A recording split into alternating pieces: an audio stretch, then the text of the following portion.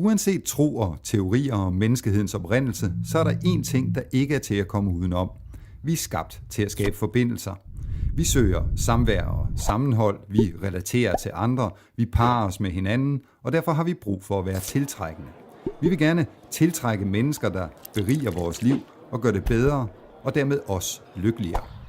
Virksomheder har også brug for at være tiltrækkende, om ikke for at parre sig med, så for at relatere til deres kunder. For mennesker bliver ikke kun tiltrukket af andre mennesker, de bliver også tiltrukket af brands og virksomheder. Når tiltrækningen er stærk nok, går vi måske ligefrem i kredsløb omkring de mennesker eller brands.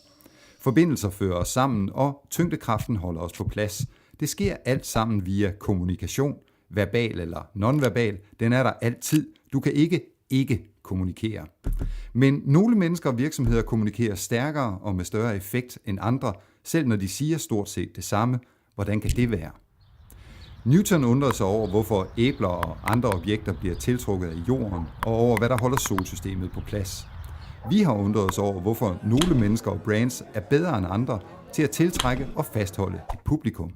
Newton opdagede den universelle tyngdelov, som forklarer universets orden.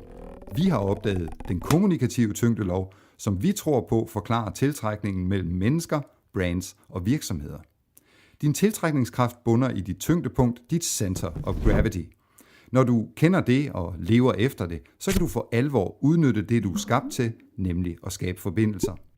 Dit tyngdepunkt består af de 3 F'er, dit formål, dine forcer og dine forstærkere. Tyngdepunktet sætter retningen for alt, hvad du gør, og det gør dig tiltrækkende.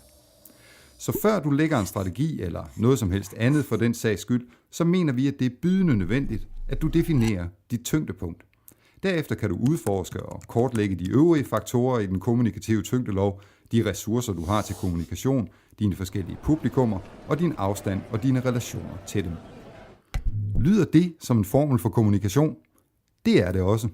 Vi synes endda, det er mere end det. Det er en ramme, inden for hvilken du kan skabe og kommunikere fremtiden for din virksomhed, dit brand, dine medarbejdere, ja endda dig selv.